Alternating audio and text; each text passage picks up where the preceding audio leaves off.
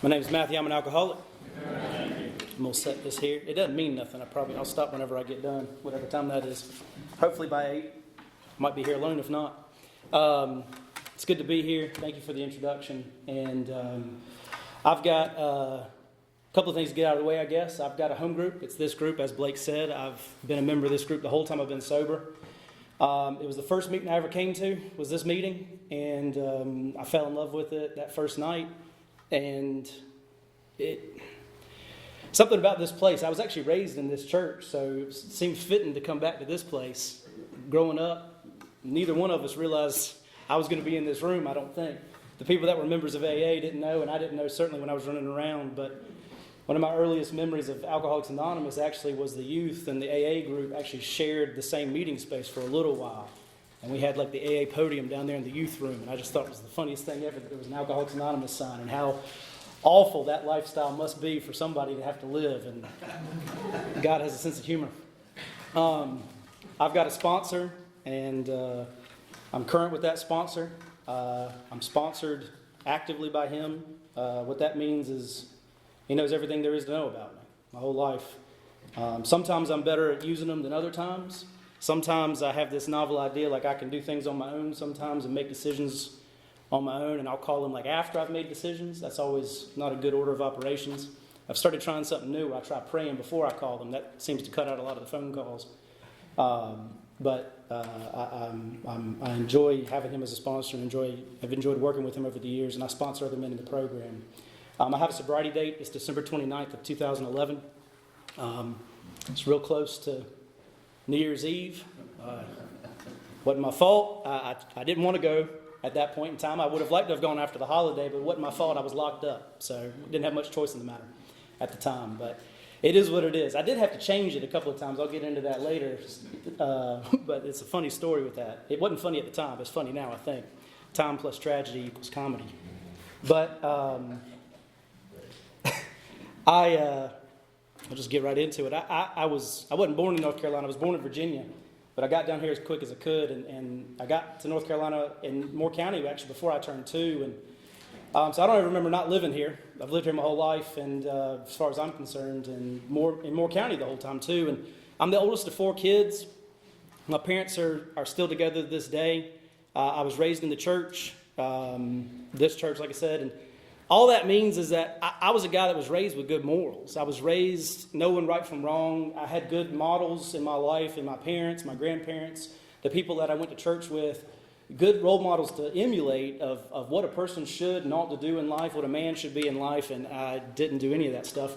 I went as far away from that as possible, I think, for a while, but I tried for a long time to blame the way that I turned out in life on my parents and my childhood. And I went to therapists and doctors and sat on their couches and lied to them and had them tell me things about how, if my parents had done X, Y, Z different, based off of the lies I was telling them, that I would have turned out differently. And I wrote all kinds of letters to my parents about the way that I was raised, and none of which were true. And looking back on it right now, I realize that if love and compassion and care could have saved someone from the alcoholic addiction, I would have never suffered from this disease. Like, my parents loved me unconditionally, and they still love me unconditionally. They did everything that a parent could possibly do for a child. And my parents would have laid down on broken glass and let me crawl over them if they thought it would have saved me. And I look back on the way that I treated them for a long time, and it breaks my heart, but we'll get into it later. But Alcoholics Anonymous has allowed me to be the son that they deserve to have, and I stole them from them for a long time. But, back when I was a kid, it was, woe is me. And it was kind of that, like, angsty mentality. I grew up in the 90s, early 2000s, so, I listened to a lot of emo music. I loved, My Chemical Romance and Good Charlotte and Green Day and just, like, depressed, emo stuff. All my friends had black clothes and black nails, and we wore Chuck Taylor tennis shoes colored in Sharpie. So that was what we looked like back in high school. And we were real cool. And I liked that lifestyle. I don't know why. I enjoyed it. And but it was sad and it was lonely. And I listened to a lot of sad music that didn't make me feel any better. I still listen to a lot of sad music. I just listen to it ironically now. But I remember, I think one of my earliest memories, or all of my earliest memories, if I could think back to being as young as I can think, if I could sum up the emotion that I always feel in those memories, it's fear. Like, I was terrified my whole life as a kid, and I don't really know why I was afraid, but for some reason, when you're the oldest kid, and I was the oldest grandkid, I'm the only grandkid for a long time, still the oldest grandkid, that's how time works, but I remember people telling me, a lot of people in my family, like, all these things about me, like, you're smart, you're good looking, you're athletic, you're going to do all these great, amazing things. And in my heart of hearts, I knew that was not true. Like, I knew that whatever they saw in me, I didn't have. And that if they could see what I really thought and felt on the inside, then they would dislike me as much as I disliked myself. And so the way I learned to cope with that and the way I learned to deal with that was I learned to lie early on. And I could figure out, when I walked into a crowd of people, I could figure out what I thought they wanted me to be like, and I could reflect it back at them. And who I was depended on who I was around. It was like a little chameleon, a little actor moving through life. And I work with kids now, and what I've noticed is that the people that I think that are the sickest are the best at hiding it, because they're the ones that get away with it for the longest. People that aren't good at hiding mental illness, I wasn't that good at it later on in life. It was pretty apparent to anybody that I got near. They tend to go on longer, within that suffering and that sickness, and they get really sick. People that aren't good at hiding it get found out. But I was pretty good at hiding it and pretty good at lying, which is not a good thing to be good at, I don't think. Unless maybe you're a lawyer and I'm not. But or a criminal, I was definitely that. But it was like walking around with a mirror in front of my face all the time, and just so afraid that I couldn't be who I was. And I thought that if you didn't like the fake me, then that was okay, because it wasn't the real me. It was okay if you didn't like the fake me, and I could do without you at that point. But, who I was at school on Monday morning, hanging out with my little emo friends out in front of the school, smoking cigarettes. And stuff. I wasn't smoking because that was bad, but they were smoking around me. Made me feel cool. But hanging out with them on Monday morning, the things we said and the things that we said we were going to do, which we never did, was totally different than who I was on Sunday morning at church or who I was with my parents later on. But I was like a little double agent, because I'd hang out with them and act like I wasn't a good kid and act like I was trouble. But when I went to class, I was a teacher's pet, because I had to be the best at everything that I did, because I was afraid if I wasn't going to be good enough. So when I was in class, I was brown nose, was what I guess we'd call them now, teacher's pet. But and I was the quiet kid, I guess. I don't know. I'm telling all you this, but I'm telling you it anyway. Anyway, moving on. So I got through high school without too much trouble, other than pills, I guess. That's some trouble, I guess. Depends on how you look at it. Depends on what kind of pills. But I got introduced to pills first. I kind of went backwards in life. I didn't start with weed or alcohol. I started with hard drugs, because it seemed like a natural progression. But I got introduced to pills sometime in high school, and the first thing I really enjoyed was like sleeping pills or cough medicine, anything that would make me feel even remotely loopy. I would try to take that stuff because I liked the way it made me feel. It just made me feel different. I didn't really like the way that it made me feel, especially like the next day when I'd wake up and it would be like 1 o'clock in the afternoon, and I meant to wake up at like 8, but I'd overslept because I was just so groggy.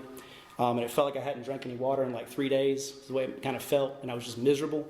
But I found out that if I just took more of it, I could feel a little bit better quicker. But that kind of ends up in like this pattern, this cycle of like you just can't really get out of it, because if you ever stop, you just feel like death. So I tried to not feel like death for about 3 years in a row, through the end of high school, and then went off to college. And when I got off to college, I went to a pretty good school, depending on your opinion of good schools. And when I got up there, I went from being like a place where I did have friends in high school. I tried to act like I was this, miserable, angsty kid, but I did have some friends in high school, and I did have some close friends. But when I went off to school, none of them came with me. And I went from a school where I was, 1,200 kids. I'm top 10 in my graduating class, and I played some sports. And I went to a school where everybody was top 10. That's not special. I went to a place where everybody played multiple sports. It's not special that I rode the pine on the football team. I do want to tell you this just because I got an ego. My senior year football, I finally get to start on the senior football team. We were bad enough anyway. I couldn't make it any worse. So I get ejected from a game because I've got anger issues. And when I get ejected from the game, my coach runs up to me and grabs hold of me by the neck. This is when coaches could grab kids by the neck back then. You can't do that now. But he grabbed hold of me by the neck and he pulled me up and he was like, "Purser, what happened?" I was like, "I'm sorry, coach. I know. I'm letting the team down, blah, blah, blah, blah, blah." He's not listening to a word I'm saying. And he all of a sudden he goes, "Don't you know that the GPA of our team drops like by half when you leave the field?" But that was the only thing I offered, was I was bringing up the GPA of the team. I was the only thing keeping us like academically like on par. Athletically, I wasn't doing nothing for us. But anyway, that made me feel good. But when I went off to school, like, I got into a rhythm of just being miserable and alone, like all the time. And my roommate, everybody was pairing off with the roommate. You know, it was like match made in heaven for everybody else but me. I got paired up with like the frat-tastic guy, and we didn't get along at all. He spent most of his time at the frat house. I spent most of the time in the dorm room stoned. But we didn't really get along very well. But my freshman year and my sophomore year and into my junior year, like what life kind of looked like was I'd go up to school. I'd start strong. I'd start many things and finish few, especially at this point in my life. I'd start strong and I'd have all these plans of like, I'm going to do well this semester. I'm going to bring my GPA up. I don't know how you can, there's nowhere to go but up when you're at the bottom anyway, where I was at. And I'm going to go to class, I'm going to do my work, I'm going to really change. And I'd make it, I don't know, a few weeks. And I'd start to get stressed out, start to think, you know, maybe I overreact a little bit. I'm sure a little bit won't hurt me, right? I can try a little bit. And I'd start to dabble in those pills and stuff like that. And I'm off to the races again of, you know, not going to class, not showing up to my doctor's appointments, taking things I don't really know what I'm taking. And I realized at one point, I thought about it one time, like I would wake up sometime in the afternoon, and like I said before, my whole body would hurt. And I don't know if this is accurate or not. I've never looked it up. I don't want to look it up because I think the story's too good, but because I don't want to be wrong about it. But I had this fear that I was going to take enough pills one time that I was going to like kill my liver or something. And like in my mind, for some reason, I thought that when your liver went bad, your eyes turned yellow. I don't know if that's true or not. So I got a nurse saying, yeah. So I had this fear that I was going to wake up one day and my whole body would hurt all over, and I was going to walk to the bathroom, look in the mirror, my eyes were going to be yellow. And I was going to be like, there it is, I killed my liver, killed my kidneys, whatever they are. Killed both of them probably. And I'm like, who's going to give a drug addict a liver transplant? And I would just think, like, now I'm just going to have to wait until I die. And so what I would do is I would wake up on those afternoons, and on the long walk across the hallway to the bathroom, I would have these thoughts of, you know, bartering with God, of just like thinking like maybe God, if you just make this not be the case, if you just heal whatever affliction I've got going on right now, if you just make it not be the case that I'm dying right now, I'll do some things. You know, maybe I'll stop taking the pills. Maybe I'll go to class. I'll even go to church if you want to. If you just please make this be okay. And I'd get to the bathroom and I'd look in the mirror. Of course, my eyes were fine. You know, and give me a couple of hours and I start to forget those promises that I made, and I start to think, well, maybe I overreacted just a little bit. You know, it can't be that bad. And give me a couple more days and I'm right back to doing the exact same thing I was doing before. And one of my favorite movies is Groundhog Day with Bill Murray. And that's what it felt like. It felt like Groundhog Day. It felt like every day I woke up was just like the same day that I just couldn't seem to escape from. Like, no matter what I did or tried, I was just in the same stuff all over again. And I mean, obviously the reason for that is because I never tried anything any different. But that's what it felt like. And everything changed in my life when I turned 21. So I had never had a drink of alcohol before I turned 21. I was raised Southern Baptist. And I don't know if you know this about Southern Baptists. We drink, we just don't talk about it. We'd go to pool parties and lake parties and stuff when I was growing up with members from the church, and some of the adults would have, you know, some Coronas or whatever by the lake, but nothing crazy. Nobody would have anything like liquor or anything like that. Nobody got drunk or whatever. But that was my only interaction with it my whole life, was just that and what I saw on TV and movies. And so up until that point, I'd never touched it before.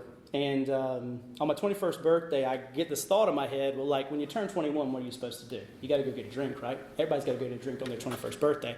What's left after 21? You can go rent a car at 25. That's not very exciting. 21's the last hurrah. So me and a friend of mine went out to the liquor store. She turned me loose in there, and she told me, pick out anything you want. Like I said, I didn't know anything about alcohol, so I just got a bottle of Smirnoff vodka, because that's what James Bond drank, and I thought if it's good enough for James Bond, it's good enough for me. So we took that liquor bottle back to my room, and we're having a party, me and my roommates and this girl, and I'm the wallflower at my own party. I'm watching everybody else have fun, because that's how I live my life, on the edge. And just uncomfortable all the time, the edge of life. And I'm watching everybody else have a good time at my own party, and I'm in my own head still, always thinking about what other people think of me, always afraid, always not being good enough. And I'm drinking this vodka, and I'm not really feeling much. I'm a little disappointed. I don't know what I expected to feel, but nothing was not what I thought. And as I'm watching them have a good time, and I'm watching them feel the effects produced by alcohol, starting to get red cheeks, everything everybody says is funny, I go back over to the bottle, and I pretty much just fill my cup up with vodka and turn that up and drink it. And that was a different experience, was drinking straight vodka. Of course, my first thought is like, everybody's looking at me, everybody's going to watch me, don't throw it up, don't spit it out your nose, all that kind of stuff. Nobody cares what I'm doing. But I'm in my own head thinking everybody's watching me.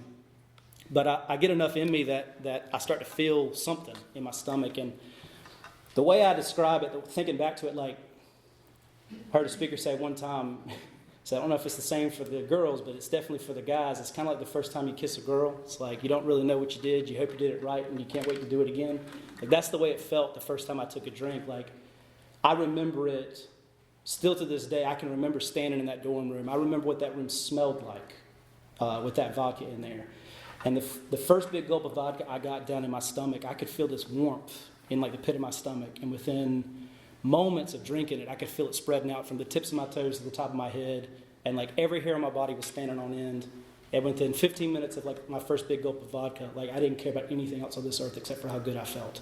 Like I loved the feeling that it gave me.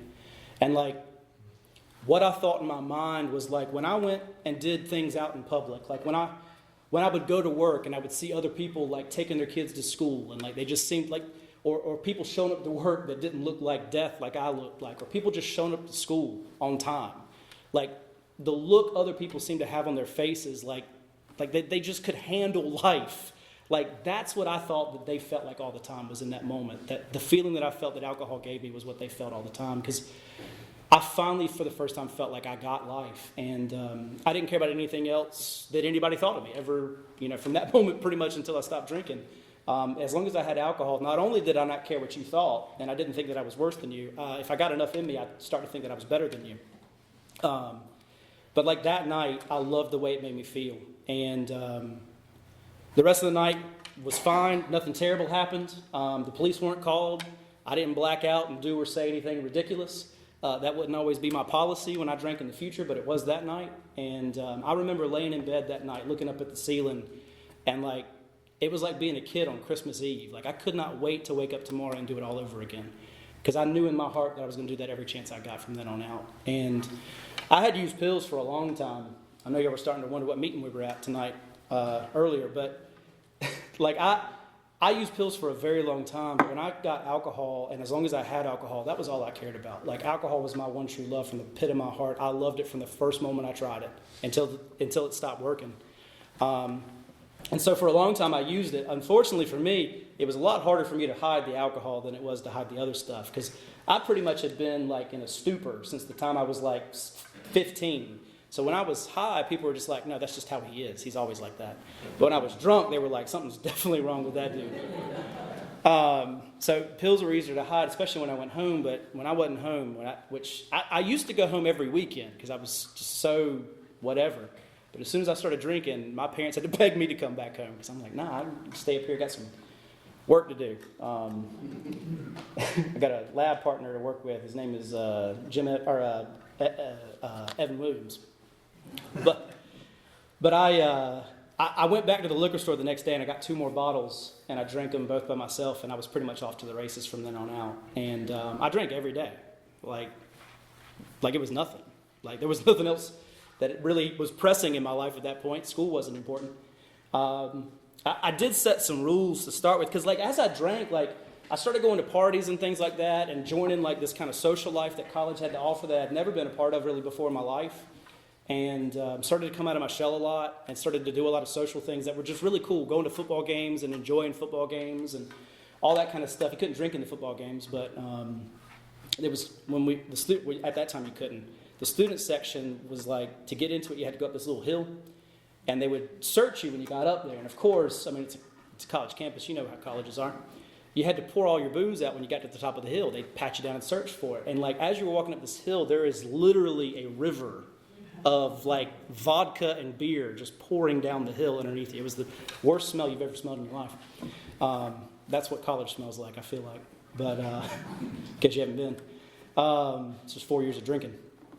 But I joined that party life, and I really loved it. I enjoyed it. And it worked. It was a lot of fun for a long time. The first time I started noticing things were different was like I'd go to dinner with people, like on a Tuesday, and I'd want to order alcohol, and nobody else would, because it's a Tuesday and they got like class at 8 a.m. the next day, something crazy like that. Or like when we're getting up to leave, like I'm down in my drink because I don't want to leave it behind, and I'm looking at other people who are leaving their drinks behind, and I'm just thinking, why would you order a vodka and not drink the rest of it? Why would you order that Jack and Coke and you're going to leave it halfway behind? I started to have these crazy thoughts where like we'll go outside and then I'll pretend like I forgot something and just come back in and chug them all while they're outside waiting. But I started to notice those differences. I started to notice that like when I would go to parties, the rate at which I would drink was a lot quicker than other people would drink. And I started to have to do that mental math where it's like, well, he's had 2 already. I've already had 3. I can't get a third one until he at least gets his second one. And I'm just like always thinking about it, trying to make it look normal. But I guess that's not a good sign. It's probably a sign in the back of your mind you're probably not drinking like other people are drinking. But it got to the point where like I could walk into a room at a party and I could look at what was on the counter for alcohol and I could decide whether or not we were all going to have a good time or not. Was there enough for me and then a little bit left over for the rest of y'all? A lot of times, no. I started going to parties and I'd leave early because there wasn't enough. Or I'd leave because I wanted to drink more and I was afraid what you would think of me because of the amount I was drinking. So I'd leave the party. I'd leave a group of people, a group of friends that invited me to come out there and have fun with them, and I'd leave and go drink by myself because I didn't want them to judge me. And I wanted to just drink as much as I could by myself.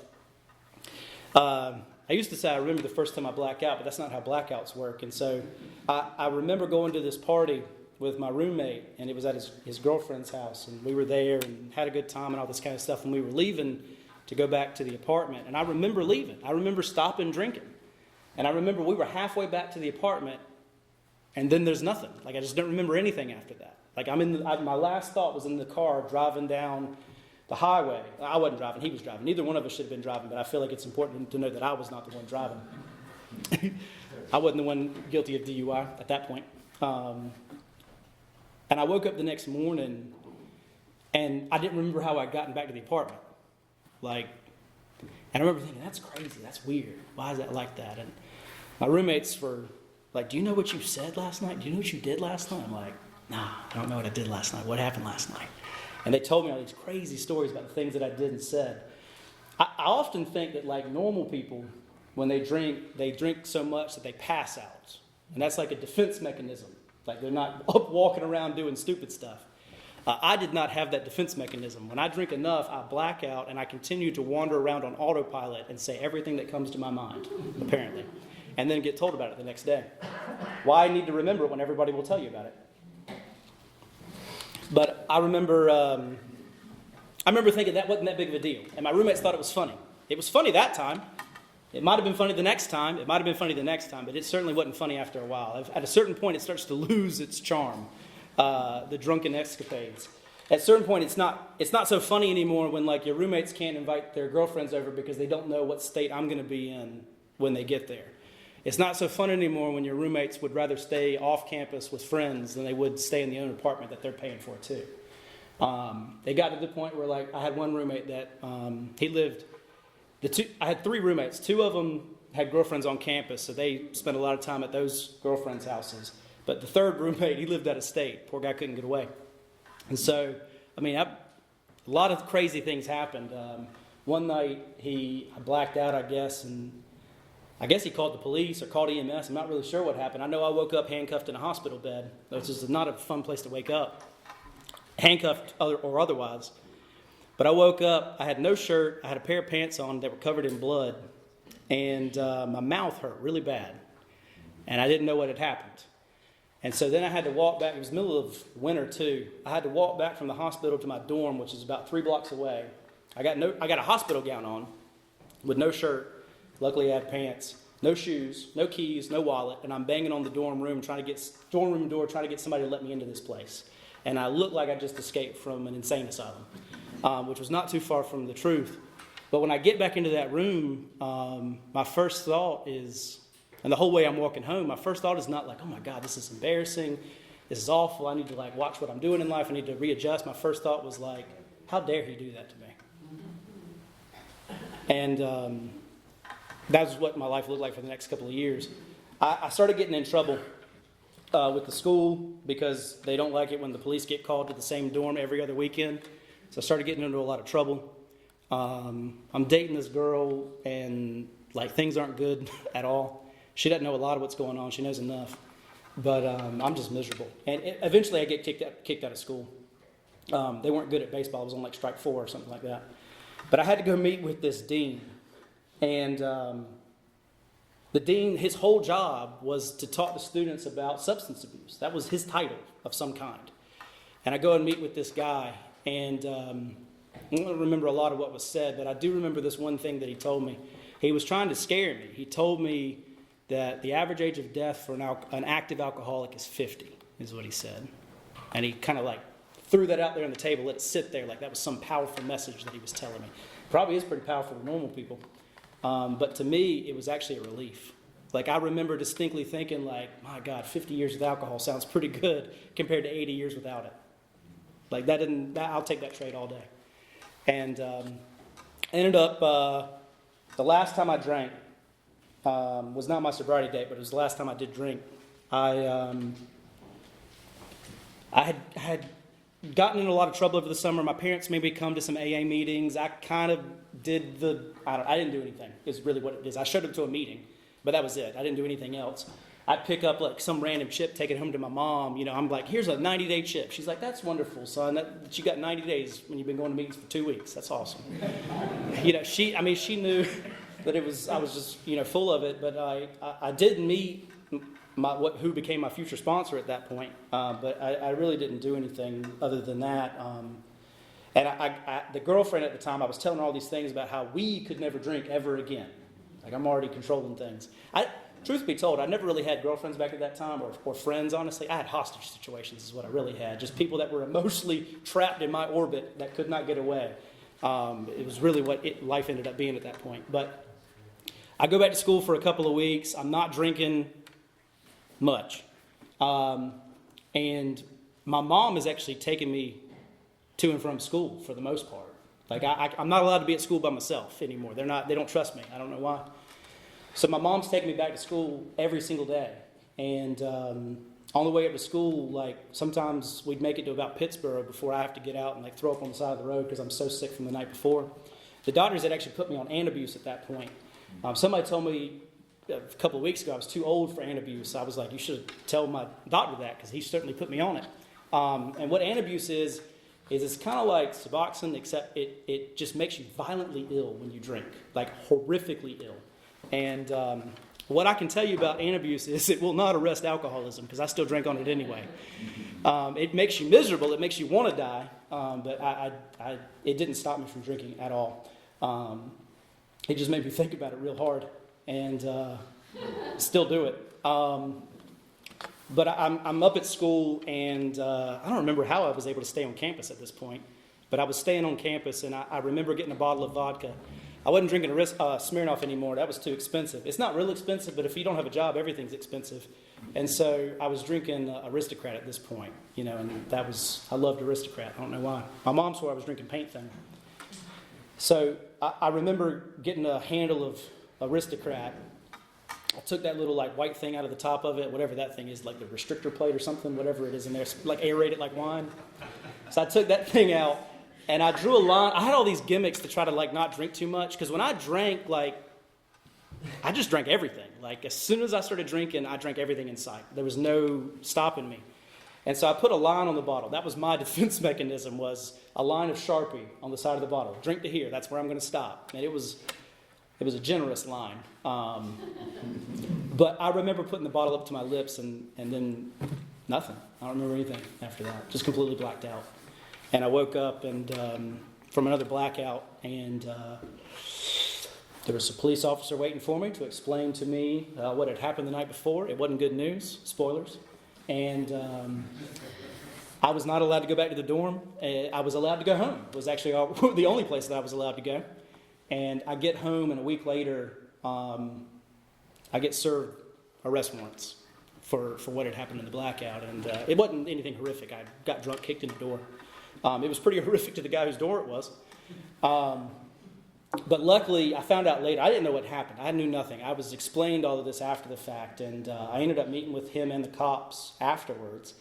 The things that I did and said were horrific. Later on in life, when I got sober and had to go back, well, I wasn't sober yet, but when I went back, I had to go to honor court, which is not as, it's as little fun as it sounds like it is.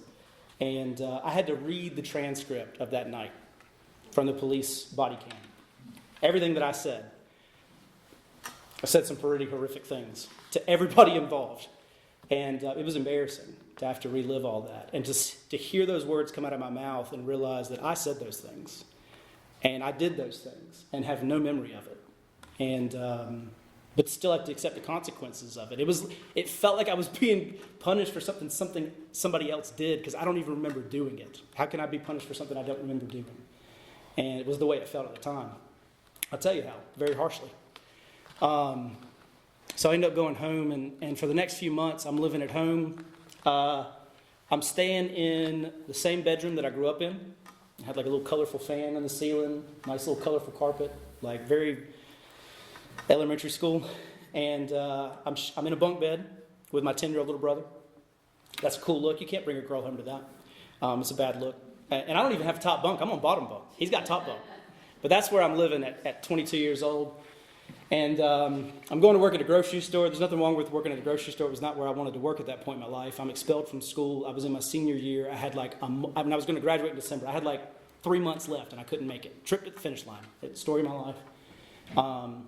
It felt like everything that I touched fell apart in front of me. Like, no matter how hard I tried to manipulate and control other people or other things around me in my life, I had completely lost control of everything in my life, is the way it felt. And for the next few months, I went to the grocery store, and I worked there, and I'd get high pretty much every day. I wasn't drinking, but I was getting high a lot, and I'm just miserable. Like, I'm not drinking, but there's no relief in my life whatsoever. I'm just miserable. And the reason why I didn't want to drink anymore was because what my life looked like when I woke up, whenever I woke up, my brain would start like thinking all these horrible things about myself and about the things that I did to other people. And it would replay everything that I could remember, everything that everybody else told me that I had done. It would come up with all these horrible situations of things that might have happened, that I don't know. But it was just like this highlight reel of awfulness in my head that I could not make stop. And the only thing that ever made it stop before was drinking. But every time I drank, I'd black out, something horrible would happen. It would be like more fuel in the fire. That's the next clip for the highlight reel the next time I wake up, is whatever happened this last time. And I could not make it stop. Getting high didn't make it stop. It just made it worse, and no relief in my life. And I did that for about 3 months. One night I was at the store I worked at. I worked late shift. It was a great gig for an alcoholic. I'd go in at like 6 o'clock in the afternoon, 6 o'clock in the evening, and I'd work until like 2 in the morning. Stores closed that whole time. Nobody's bothering me. I'm just back there. I got that job down to like a science. I could get it done in like 2 hours, but they were still paying me for 6 because, like I said before, I'm a criminal. And for the rest of the time, I'd just sit back there and be paranoid, tweaking out in the back of the store. And but one night I was leaving. It was really late at night, and it was dark outside, and it was cold outside. And I like driving around at night alone, because like nobody would bother me, and it was really kind of the only relief I would get. And I'd roll the windows down and just like let the cold air blow in and just be cold all over. And it was like this numb feeling. It was just like, felt like the only relief I could really get at that point. And I loved driving around during that time, but this night I stayed out too late. And I stayed out all night, and the sun started peeking up over the hill. And I'll tell you, like, that feeling that I felt when that sun cracked over the hill, and like I was still in the same clothes and the same mess and the same feelings that I was in the night before, and just realizing like another day is starting and I'm still in this nightmare. Like, that was the worst feeling I'd ever felt in my entire life. And I watched other people like leaving their houses, getting their kids ready for school and kissing their wives goodbye to go to work. And like, I remember distinctly thinking, like, that will never be me. I will never be able to do that. This is the only life I'll ever live. I'll die like this. And I made a decision that I didn't want to do it anymore. Like, I was done. I didn't really want to die, but I really wanted my life to stop sucking so bad. I wanted to stop feeling the way that I felt. I wanted to stop hurting my family, but I had no means of doing that. I didn't know how to stop. And drinking and getting high had really become a way of life. It had become a necessity at that point. It wasn't a choice anymore.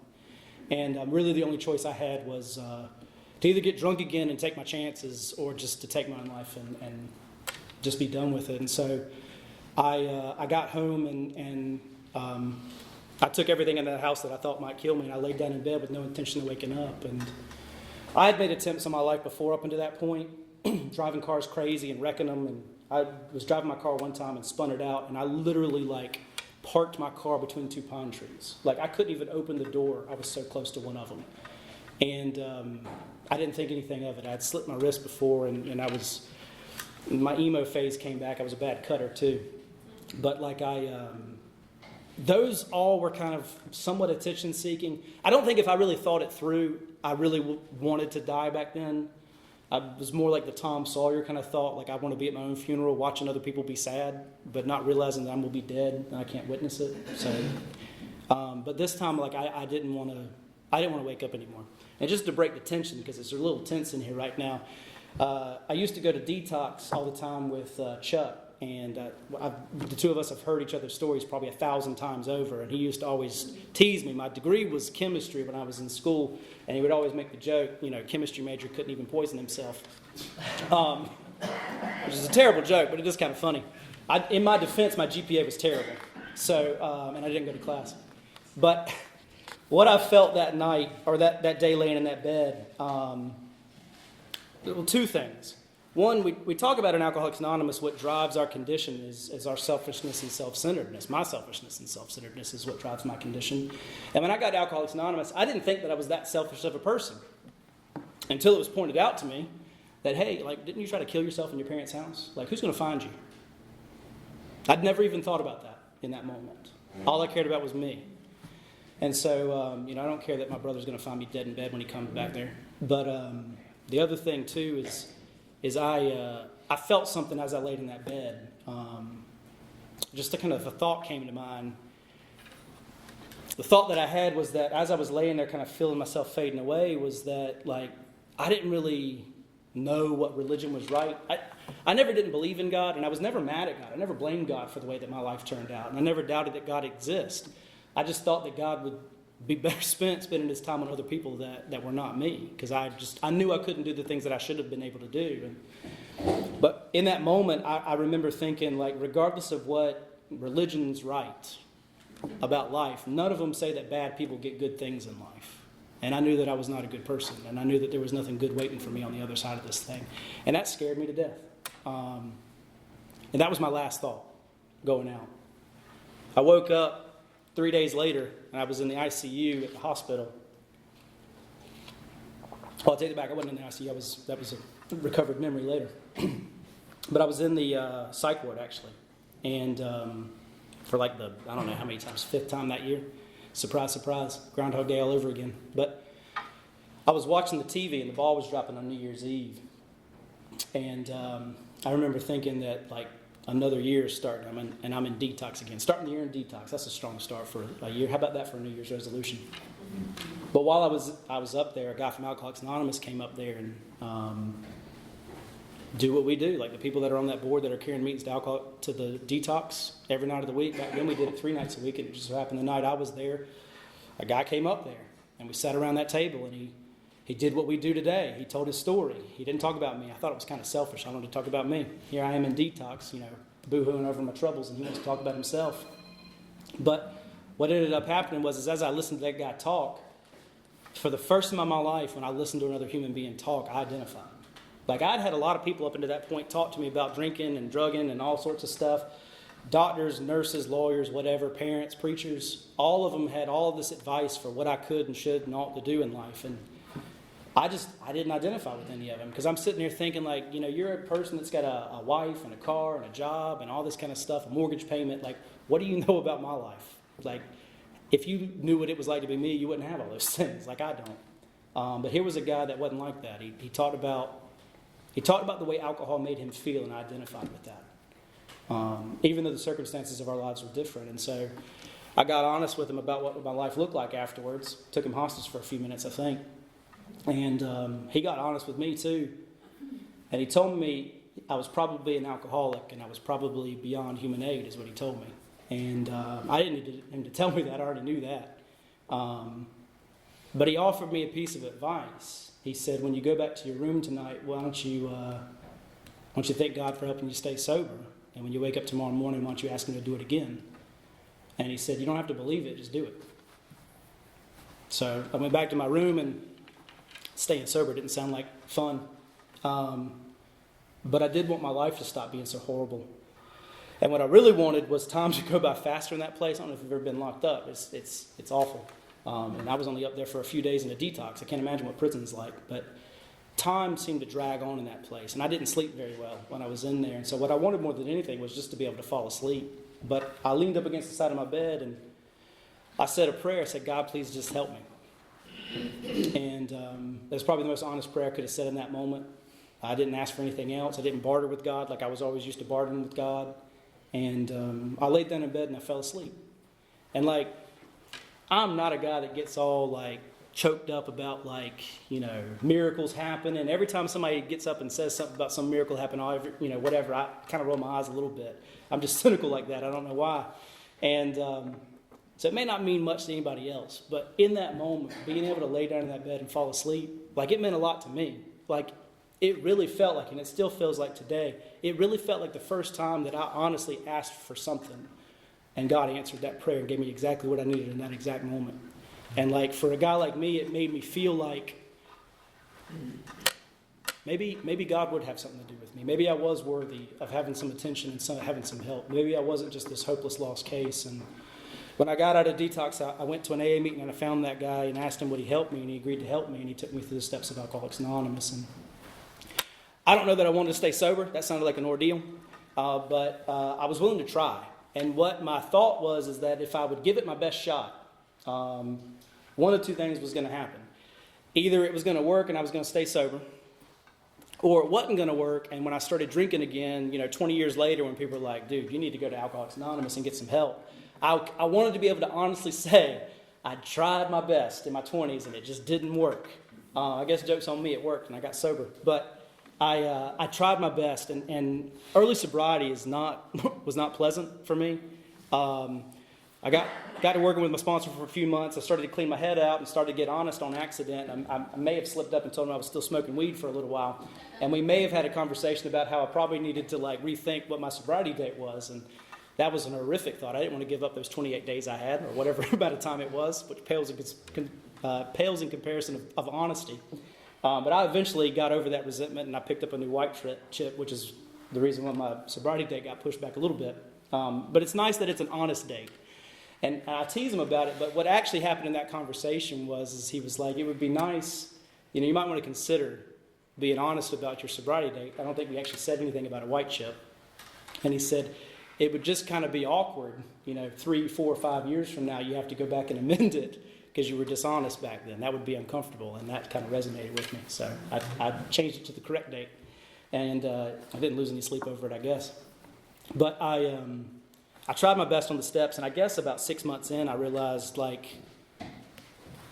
had been a long time since I thought about alcohol, and it had been an even longer time since I drank, and I started to have this shift in my mentality, I guess, away from thinking this is something that I have to do, to something that like I like the way this makes me feel, and I would like to keep coming back, and I would like to keep doing it. I was afraid, I'll be honest with you, I was afraid to be honest with y'all about the way I drank, because I was afraid if I told anybody I only drank for a year, y'all kick me out and send me to somewhere else.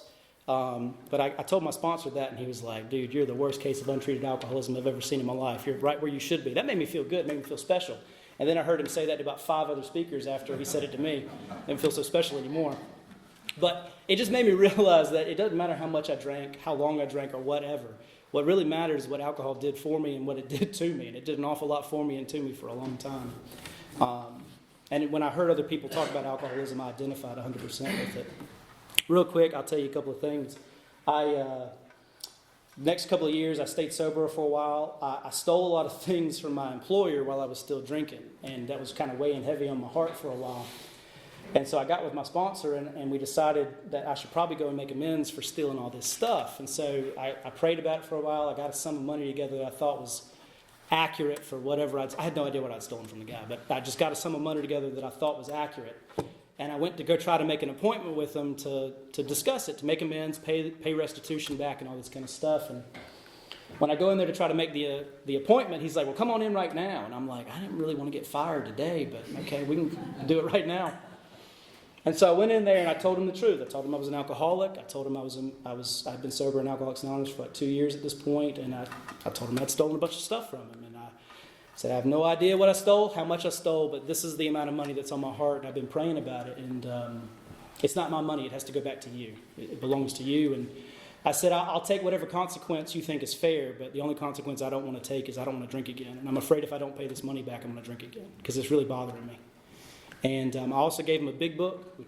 Jerry talked about that on Monday, going to make amends, bringing people big books. I brought him a big book, and we had these CPCPI packets back then that I brought him too, and gave him that stuff. And I thought I was going to get fired.